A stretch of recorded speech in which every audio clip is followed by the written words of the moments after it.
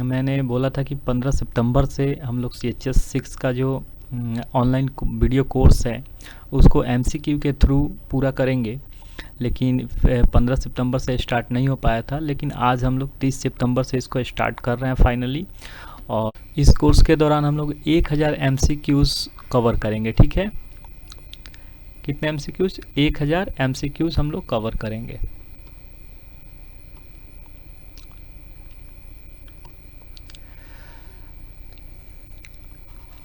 यानी कि और टाइमिंग क्या होगी? डेली रात के 8 बजे, जी हाँ, शाम को 8 बजे 10 MCQs का एक्सप्लेनेशन अपलोड कर दिया जाएगा। ये पूरा कोर्स 100 दिन चलेगा। जी हाँ, 100 डेज ये पूरा कोर्स चलेगा। यानी कि पर डे 8 बजे आपको 10 यानी कि पर डे 8 बजे आपको 10 MCQs का एक्सप्लेनेशन आपको किया जाएगा। ठीक है, एक्सप्लेनेशन वीडियो कोर्स के द्वारा किया जाएगा। अब देखिए, आप सोचेंगे कि MCQs से क्या होगा, क्या MCQ से तैयारी की जा सकती है? बिल्कुल, देखिए प्रैक्टिस से ही तैयारी होती है। जैसे अब बच्चों आप सोचेंगे कि क्या MCQ के द्वारा ये तैयारी संभव है? तो बिल्कुल संभव है। आप अपने जो कक्षा में 5 में जो भी पढ़ाई कर रहे हैं वो आप करते रहिए। वो आप थ्योरेटिकल पढ़ाई तो वहाँ कर ही रहे हैं, यहाँ पे आपको MCQ के द्वारा कोर्स पूरा कराया जाएगा क्लास 6 CHS एंट्रेंस का। और आपकी तैयारी कैसे होगी? जैसे सिर्फ क्या 1000 क्वेश्चन तैयार कर लेने से आपका CHS एंट्रेंस निकल जाएगा? जी हाँ, बिल्कुल निकलेगा, क्योंकि ये 1000 क्वेश्चंस जो हैं MCQ, ये सिर्फ 1000 MCQ से आपको सिर्फ 1000 क्वेश्चंस तैयार नहीं होंगे। प्रत्येक क्वेश्चन का जो एक्सप्लेनेशन होगा, हर MCQ का जो एक्सप्लेनेशन हमारे द्वारा किया जाएगा, उस एक्सप्लेनेशन के द्वारा आपके एक नहीं बल्कि 4 से 5 क्वेश्चन भी आपके कंप्लीट होंगे। तो इस तरह से आप 1000 MCQ के कोर्स को सिर्फ 1000 क्वेश्चन तक ही ना समझे। इससे मान के चलिए कि ये 1000 MCQ यदि आप तैयार कर लेते हैं तो आप 5 से 6000 क्वेश्चंस आपको बिल्कुल याद हो जाएंगे। याद करने की ज़रूरत नहीं है, याद हो जाएंगे, क्योंकि इसमें जो भी एक्सप्लेनेशन किया जाएगा वो बड़े ही आसान शब्दों में हम लोग करेंगे। ठीक है, तो आज ये पहला वीडियो है, हम लोग इस वीडियो के थ्रू ही स्टार्ट भी करने जा रहे हैं। तो चलिए आज हम लोग डे 1 हम लोग शुरू करते हैं। ठीक है, डे 1।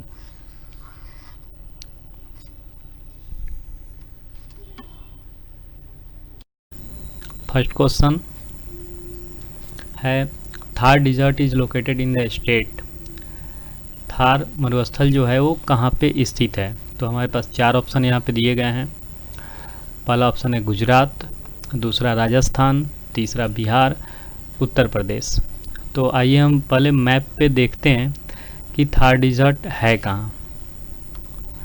तो ये इंडिया का मैप है।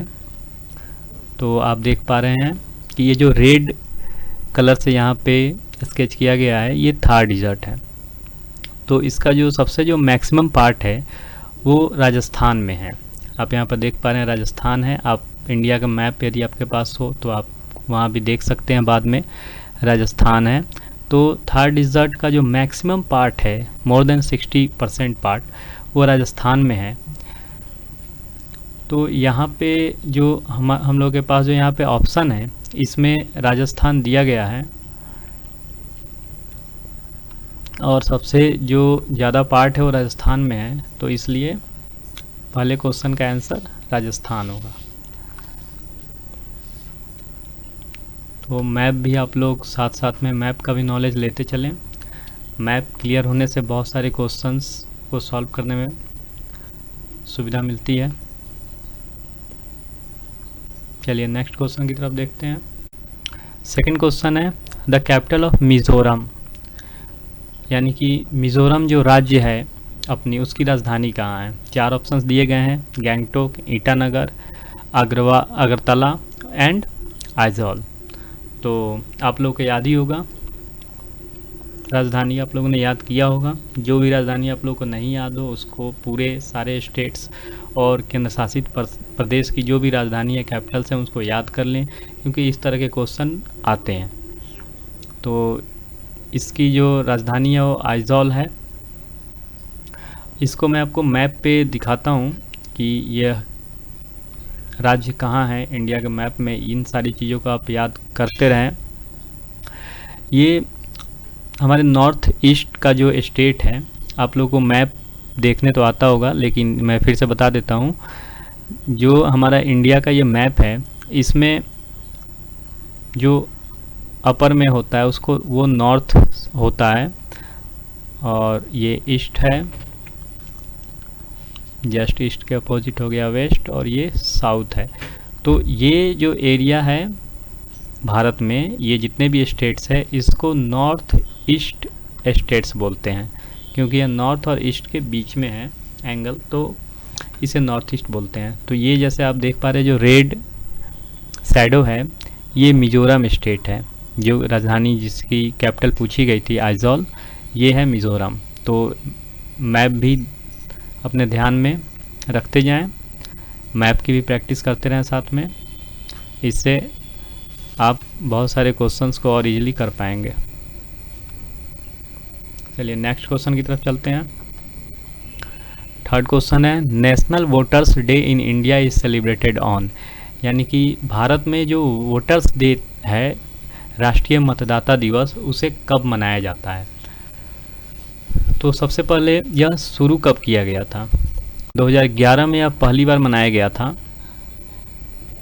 और इलेक्शन कमीशन ने इसको स्टार्टेड किया था ताकि लोगों में चुनाव के प्रति, और जो बहुत लोग चुनाव में मतदान करने नहीं जाते हैं, उसकी जागरूकता के लिए।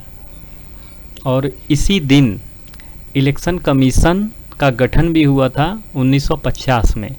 जी हाँ, 1950 में फाउंडेशन भी है, तो फाउंडेशन के दे ही इसको मनाया जाता है, इलेक्शन कमीशन ऑफ इंडिया का फाउंडेशन। तो आंसर आपको क्लियर हो गया। इसका आंसर हो गया 25 जनवरी। चलिए नेक्स्ट क्वेश्चन की तरफ चलते हैं। डेविस कप का संबंध किस खेल से है। डेविस कप किस खेल से एसोसिएटेड है। तो डेविस कप यहाँ पे लॉन टेनिस ऑप्शन में है, लॉन टेनिस से एसोसिएटेड है, और इसकी जो शुरुआत की गई थी ये 1900 ईस्वी में की गई थी। 1900 एडी में इसकी शुरुआत की गई थी। Which one is not the folk dance of Uttar Pradesh, यानी कि ये 4 ऑप्शंस दिए गए हैं आपके, कौन से लोक नृत्य हैं जो उत्तर प्रदेश के नहीं हैं। तो इसमें पहला ऑप्शन है नौटंकी, दूसरा है रासलीला, स्वांग और छाव। तो इसमें हम लोग पहले एक एक करके देखते हैं कि ये कहाँ कहाँ के लोक नृत्य हैं, क्योंकि ऑप्शंस भी आपको जानना ज़रूरी है। इससे आपको एक ही क्वेश्चन में और कई सारे क्वेश्चंस को आप याद कर सकते हैं। नोट्स भी आप बनाते रहिए साथ में। ठीक है, पहला ऑप्शन है नौटंकी। तो नौटंकी उत्तर प्रदेश का भी लोक नृत्य है। तो ऑप्शन आपका जो क्वेश्चन है वो है उत्तर प्रदेश का कौन सा लोक नृत्य नहीं है। तो नौटंकी है, उत्तर प्रदेश का है, तो ये आंसर तो नहीं होगा। इसके बाद से रासलीला है। रासलीला भी उत्तर प्रदेश का ही डांस है। आपको उत्तर प्रदेश का मैं लिस्ट बता देता हूँ। इसमें देखो बच्चों, नौटंकी, रासलीला, कजरी, झोरा, छपेली, जाटिया, ये मैंने जितने भी नाम बताएं ये सभी उत्तर प्रदेश के लोक नृत्य हैं। नेक्स्ट इसमें स्वांग दिया हुआ है। तो स्वांग राजस्थान, हरियाणा, उत्तर प्रदेश और मालवा के कुछ क्षेत्र हैं मध्य प्रदेश में, वहाँ पे के ये लोक नृत्य है, यानी कि स्वांग भी उत्तर प्रदेश में आता है।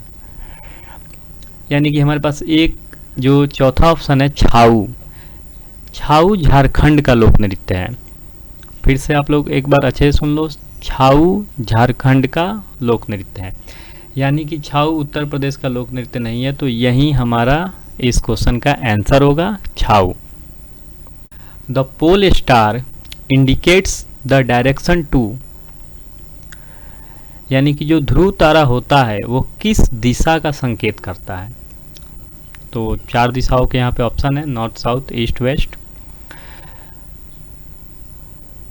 तो जो नॉर्थ पोल जो होता है, नॉर्थ पोल में जो इसको पोल द पोल स्टार जो है, ये नॉर्थ साइड का जो लार्जेस्ट स्टार होता है, यानी कि जो सबसे बड़ा स्टार होता है और जो सबसे पहले अपीयर होता है सनसेट के बाद। समझ में आ रहा है? सनसेट के बाद यानी कि सूर्यास्त के बाद सबसे पहला तारा जो नॉर्थ में दिखाई देता है, अपीयर होता है, उस वही ध्रुव तारा यानी कि पोल स्टार होता है। तो इसका आंसर नॉर्थ हो जाएगा, नॉर्थ। डेफिनेशन भी मैं जो बोल रहा हूँ उसे याद रखें या फिर नोट्स बनाते रहें। नेक्स्ट क्वेश्चन है, Beti Bachao Beti Padhao scheme was launched on, यानी कि बेटी बचाओ बेटी पढ़ाओ योजना कब प्रारंभ की गई थी। तो यह योजना 22 जनवरी 2015 को प्रारंभ की गई थी, 22 जनवरी 2015, यानी कि दूसरा नंबर का जो आंसर है वो करेक्ट होगा। और इसे शुरू किस लिए किया गया था? लड़कियों को स्कूल जाने और उनकी पढ़ाई शिक्षा को बढ़ावा देने के लिए। तो इसे याद रखें, डेट भी याद रखें और इससे रिलेटेड ये भी याद रखें कि बेटी पढ़ाओ बेटी बढ़ाओ लड़कियों के शिक्षा से रिलेटेड है योजना। नेक्स्ट क्वेश्चन की ओर चलते हैं। Which one of the following is not an union territory. यहाँ पे 4 प्लेसेस के नाम दिए गए हैं और इसमें से कौन है जो यूनियन टेरिटरी नहीं है। तो दिल्ली, चंडीगढ़, छत्तीसगढ़ और दमन एंड दीव। तो सबसे पहले तो मैं आपको जो यूनियन टेरिटरीज़ हैं उनके नाम बता देता हूँ। Andaman and Nicobar island, Chandigarh, Dadra and Nagar Haveli and Daman and Diu, national capital territory of Delhi, Jammu and Kashmir जिसे 31 अक्टूबर 2019 को जोड़ा गया है केंद्र शासित प्रदेश में, लक्षद्वीप, लद्दाख को भी 31 अक्टूबर 2019 को जोड़ा गया है, एंड पुडुचेरी। यानी कि 2 नए टेरिटरी जुड़े हुए हैं इसमें। तो चंडीगढ़ भी मैंने बोला, दमन एंड दीव भी बोला, दिल्ली भी बोला, यानी कि छत्तीसगढ़ क्या है? छत्तीसगढ़ यूनियन टेरिटरी नहीं है, यह एक पूर्ण स्टेट है, यानी कि इसका आंसर छत्तीसगढ़ होगा। Highest civilian award of India, India का हाईएस्ट सिविलियन अवार्ड कौन सा है? तो वो भारत रत्न है।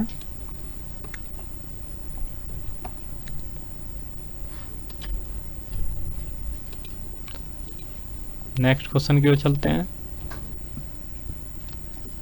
Non resident Indian day is celebrated on, प्रवासी भारतीय दिवस मनाया जाता है। कब मनाया जाता है? डेट दिए गए हैं 28 में, 10 फरवरी, 23 फरवरी, 9 जनवरी। यह 9 जनवरी को मनाया जाता है। इसकी शुरुआत 2015 में की गई थी। और यह मनाया क्यों जाता है? यह मनाया जाता है जो भी हमारे इंडियन NRI जो विदेशों में रहते हैं उनके कंट्रीब्यूशन के लिए मनाया जाता है। और यह किसकी याद में मनाया जाता है? तो यह महात्मा गांधी साउथ अफ्रीका से मुंबई 9 जनवरी 1915 को लौट के आए थे।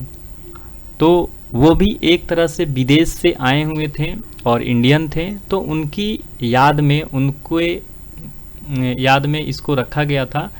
लेकिन अभी जो इसका मेन पर्पस है वो ये है कि जो भी हमारे एनआरआईज विदेश में हैं और वो इंडिया के डेवलपमेंट में जो कंट्रीब्यूशन दे रहे हैं, ये योगदान के लिए है।